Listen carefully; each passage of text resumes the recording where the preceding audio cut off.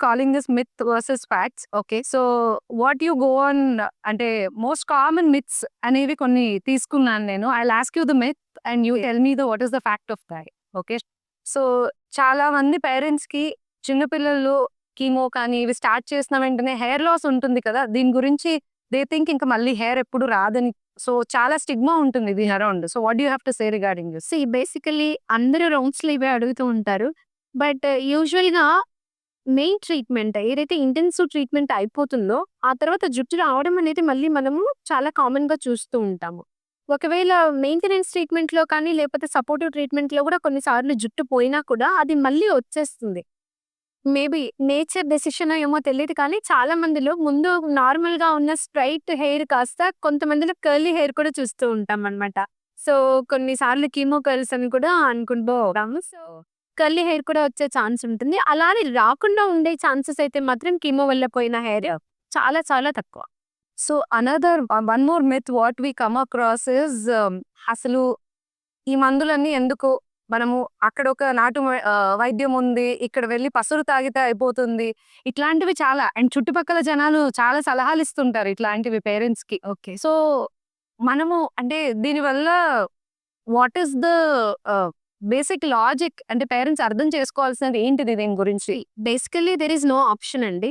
Cancer వస్తే దానికి సంబంధించిన మెడిసిన్స్ తీసుకోవాలే తప్ప, ఆ ఫుడ్ తీసుకోవడమో, లేకపోతే హెర్బల్ మెడిసిన్స్ తీసుకోవడమో తగ్గిపోతుంది అనంటే, వాటికన్నిటికి ఎవిడెన్స్ కావాలి మనకి basically.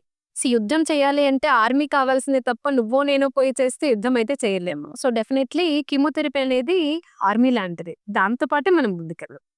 So one more stigma what we come across is, అంటే this is more for public, general public కి. ఇప్పుడు వాళ్ళ తెలిసిన పిల్లలలోనో, లేకపోతే వాళ్ళ చుట్టుపక్కల వాళ్ళ పిల్లల క్లాస్ లో ఇంకొక పిల్లవాడికి క్యాన్సర్ వచ్చిందనో, ఆ పిల్లవాడితో ఆడుకోనివ్వకుండా ఆపేయడము, తో వాడి దగ్గరికి వెళ్ళొద్దు అనడము, ఇట్లా చాలా భయపడుతూ ఉంటారు. సో ఓకే, అంటే what is the reality that kids కి?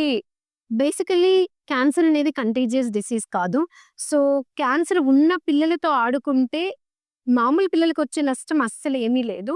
ఇంకా వీళ్ళకే ఏమన్నా ఇమ్యూనిటీ తక్కువగా ఉంటే వాడికి అంటించకుండా ఉంటే చాలు. అంతే తప్ప హగ్ చేసుకోవటము, షేక్ హ్యాండ్స్ ఇవ్వడము, ఇవన్నీ కూడా వాళ్ళని ఇంకా ఎమోషనల్‌గా స్ట్రాంగ్ చేస్తాయి డిసీజ్డ్ కిడ్‌ని. సో, అంతే తప్ప అవన్నీ అపోహలు. అసలు అలాంటిది ఏమీ లేదు. అది కంటేజియస్ కానే కాదు. సో ఇంకొకటి మన ఊర్లలో వింటూ ఉంటాము, ఒక ఫ్యామిలీలో ఒక పిల్లవాడికి డయాగ్నోస్ అయిన వెంటనే mother will be the most commonly blame person in the family. అంటే తను ఏమో చేసిందేమో, సరిగ్గా చూసుకోలేదేమో, ప్రెగ్నెంట్ గా ఉన్నప్పుడు ఏదో తప్పు చేసిందేమో. So these are the things what we see very commonly. Basically అసలు పిల్లల్లో వచ్చే క్యాన్సర్స్‌కి చాలా వరకు కారణాలు లేవండి. సో, మదర్ ప్రెగ్నెంట్‌గా ఉన్నప్పుడు తను నార్మల్‌గా అందరిలాగా ఎలా అయితే డాక్టర్ దగ్గర చూయించుకుందో, ఎలాంటి ఫుడ్ తినిందో అదే తినుంటుంది తప్ప, క్యాన్సర్ వచ్చిన పిల్లల తల్లిదండ్రులేమి సెపరేట్‌గా చేసే అవకాశం లేనే లేదు.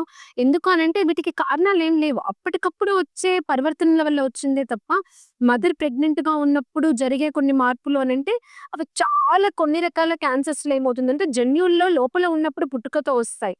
అంతే తప్ప మదర్ చేసిన తప్పైతే అందులో ఏమీ